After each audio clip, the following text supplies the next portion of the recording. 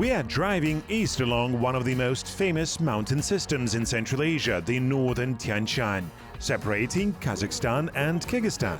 In a couple of days, we will move in the opposite west direction along the northern shore of Lake Issyk-Kul. Do you remember the Kungey Alatau when we traveled from Almaty? This time, we are driving along the same Kungey Alatau, but along its southern slope. We drove around it.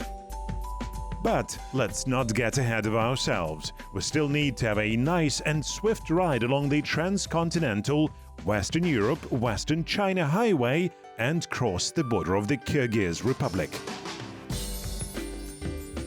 The road stretches past endless fields, loops in the folds of the Tup Gorge, passes by the Charin Canyon and sharply turns toward the mountains in the village of Kygyn. The customs checkpoint stands on the bank of the Karkara River.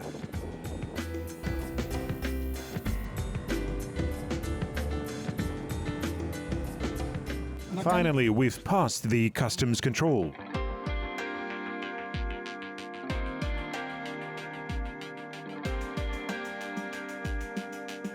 This is the Karkara River, originating in the Terskei Alatau glaciers.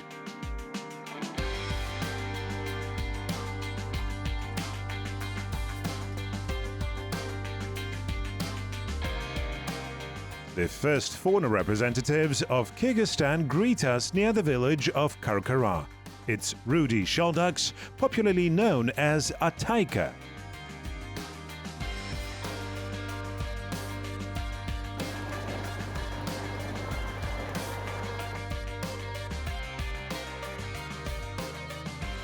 For thousands of years, conquering armies have been using the Santash Pass.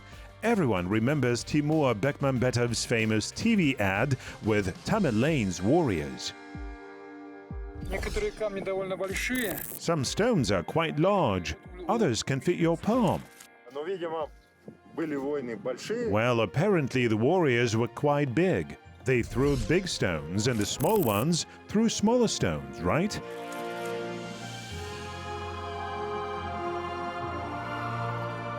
After so many centuries, it is difficult to say for sure whether Tamerlane's army passed here or not. Only legends and traditions have remained from those times, but by the shape and size of the stones, the mound resembles a funeral site of the Turk Khaganate era. Today, this place has become a tourist attraction.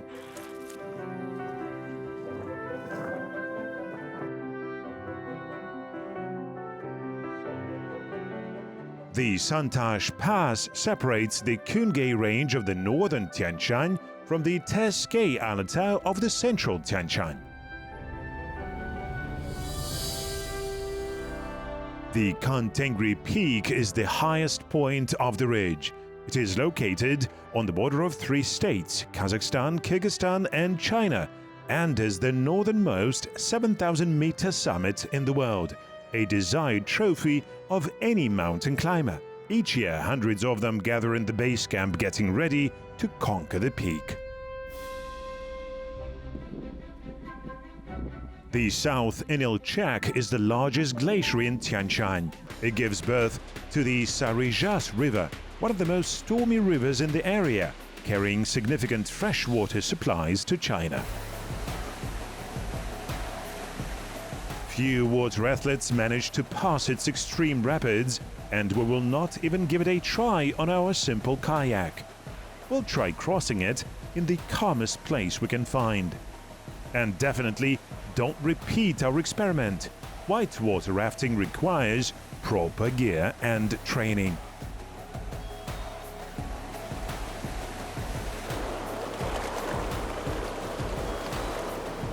At first glance, the mountainous rocky slopes seem too harsh, but in reality, life is boiling here.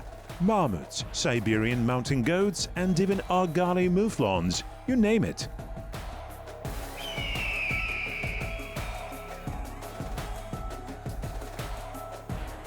Whereas the Saryzhas is a river for mature professionals, the Tup in its lower reaches is quite suitable for amateurs. What a pleasure to go along this river. The Tup is the second largest river in the Lake Issyk-Kul basin. Its valley is perfectly hydrated. There are lush meadows, pastures, excellent honey harvest and fertile farmland in the lower reaches. There's plenty of fish too, so we will not miss the opportunity to try out our fishing luck. In the upper reaches, you can catch mountain trout. Downstream, you can get bream, walleye, and even carp. In his travel diary, Shokan Valikanov wrote that once at the mouth of the Tup River, his expedition convoy managed to catch a whole bunch of large carp with their sabers. We don't have any blade weapons with us, unfortunately. Let's try it on the river. We took a shot, but it's very shallow here, and we need different bait. And unexpected, as always, mountain rain destroys our paradise. But we are ready to endure any hardships and difficulties of the journey.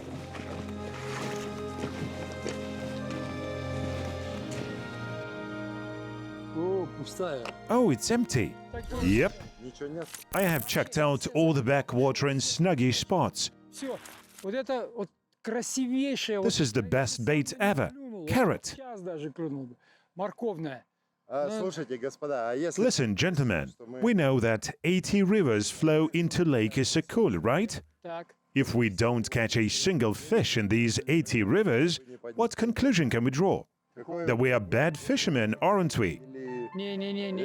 No. We'll definitely catch something. Any bad weather always ends, leaving crystal clear and clean air behind. Cheerful sun rays play in the branches. Although we didn't catch any fish in the Tup River, we have successfully overcome all the shallows. After the rain, the water has turned brownish muddy. It's unlikely that the fish will notice even the most delicate bait in it.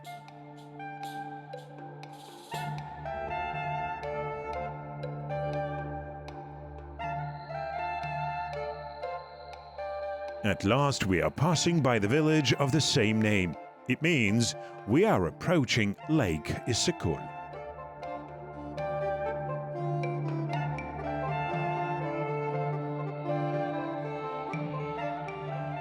At the bridge, our driver Uncle Vitya greets the travelers.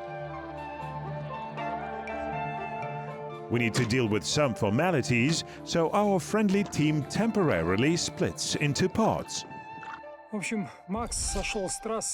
So Max had gotten off the track and I went along the Tup River alone.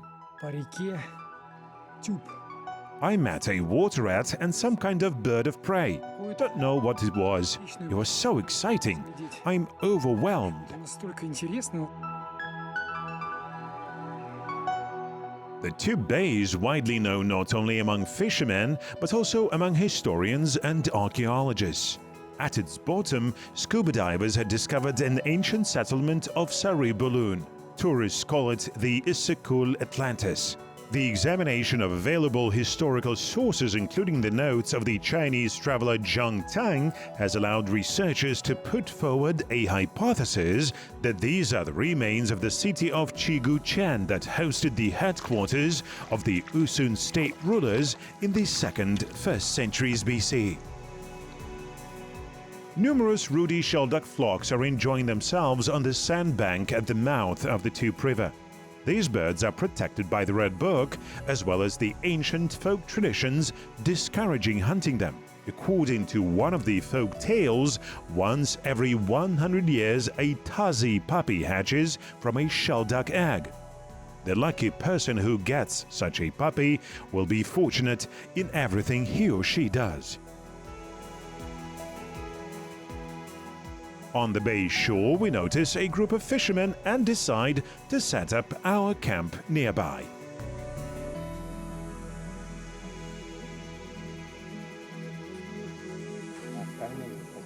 Here on the bay shore, our fishing life gets better. Lark at last. I cannot say that Issyk-Kul is a fishing paradise. Nevertheless, Edik caught a dozen of such fish. Let's try frying them. Pike perch is the most delicious fish. In fact, they even export it. The water in Lake Issyk-Kul is rather salty. This is why the lake doesn't freeze over in winter. Yet its salinity is 7 times lower compared to seawater. So freshwater fish species can survive in it, and you can even drink it, although it tastes quite salty indeed. Not so long ago, ships could enter the Tup Bay. Scientists note the cyclic fluctuations of the water level in Lake Issyk-Kul as if the lake is breathing. The ancient lake's terraces indicate that during transgressions, the water level could rise by tens of meters and then would slowly drop. The nature of these fluctuations is still unclear. Perhaps it has to do with the inclination angle of the Earth's axis, solar activity, the accumulation of alluvial deposits in river estuaries, or the tectonic movements in the Earth's crust. This way or another, about 800 years ago, the Issyk-Kul Atlantis went underwater. In the beginning of the last century, the water level in the lake started to quickly fall, turning certain islands into peninsulas. These hydrological facts find fairly accurate confirmation in folk legends.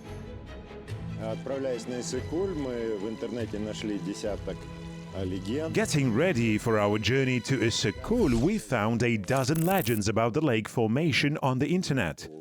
There's one that we liked the most because it is quite cautionary. Once upon a time, there was no lake here. Instead, there was a city. The ruler of the city had a younger brother, a very cruel, domineering person and crazy about women.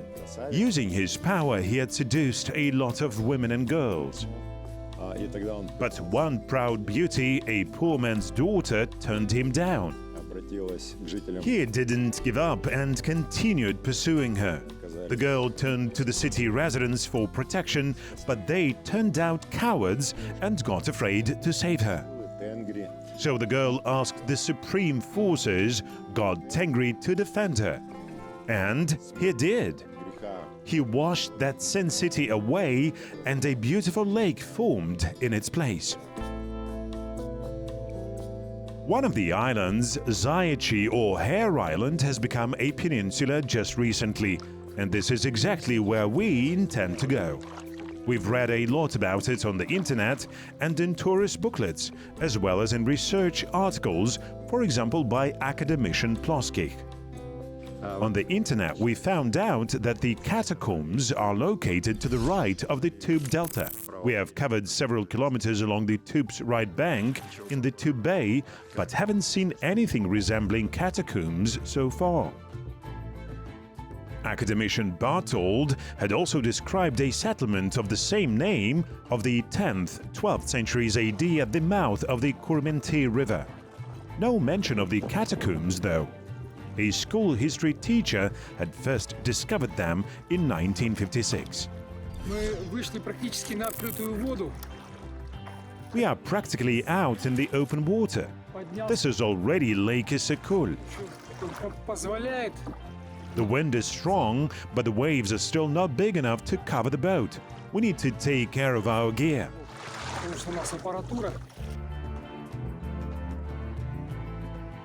The way to the mouth of the Kurmenti River took longer than we expected. It got dark and we returned to the camp.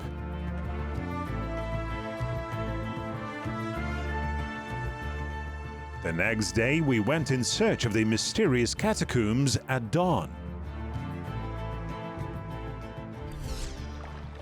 While we are looking for the ruins, Edik is not wasting his time. He's trying to catch a walleye using a jig and trolling. Finally, our efforts seem to have brought success. This hill looks very similar to the Hare Island described in the literature. We come on shore and examine the surroundings. The former island has connected with the bank via a land bridge, turning it into a peninsula. It was a forbidding mountain. Вот смотри. Look there, the lowland. Gulnara told us that in the past they would walk over to the island chest deep in water. Остров по грудь. Yes, she said it was in her childhood. Нет, это она говорила в детстве. What about the monks? А монахи тогда, получается... The monks used to live on the island itself. According to the legend, once there was an Armenian Monophysite monastery here. They have found tombstones with Nestorian crosses and Armenian inscriptions in several sites in the Issyk-Kul basin. In 2003, an expedition led by academician Ploskich worked on the Hare Peninsula searching for the Nestorian monastery depicted on the old Spanish Catalonian world map that allegedly holds the relics of the Apostle Matthew. The Catalonian World Atlas that appeared in 1375 is currently kept in the National Library of France. The authors of the map had depicted the monastery on the shore of the lake with the name of Issyk-Kul. Look, doesn't this remind you of anything? Doesn't it look like a cultivated orchard?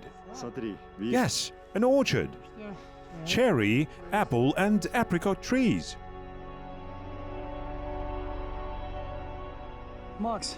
Max, I think you are pressing against something.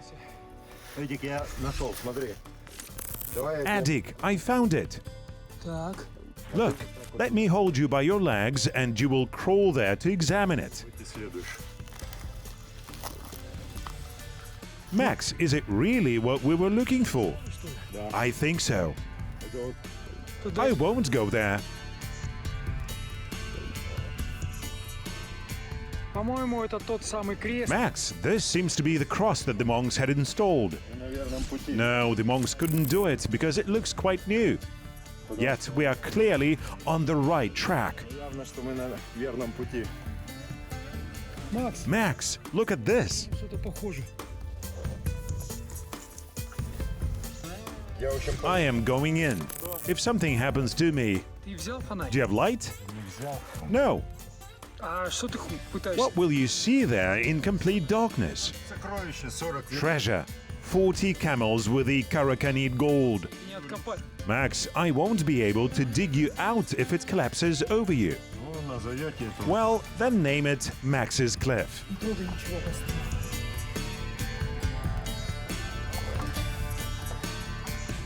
Эдик, смотри. Edik, look. One chute is going right and the other one is going left. Which way should we go? Let's go there. As you say. This one is going quite far. I won't go too deep, as in some places the walls have already collapsed. Max, let's not risk it. We didn't warn anybody and we have filmed quite a lot. Could the Apostle Matthew have fled from the Roman persecution to Central Asia, which at that time was known for its religious tolerance? Of course he could have. Could the Nestorian monastery have existed on the shore of Lake Issyk-Kul? Of course it could. The question is whether it all had happened in reality. No one can answer this question with confidence, because the history has covered these moss-grown events with a thick layer of time, preserving for descendants only myths, legends and tales, making our modern life more exciting and thrilling.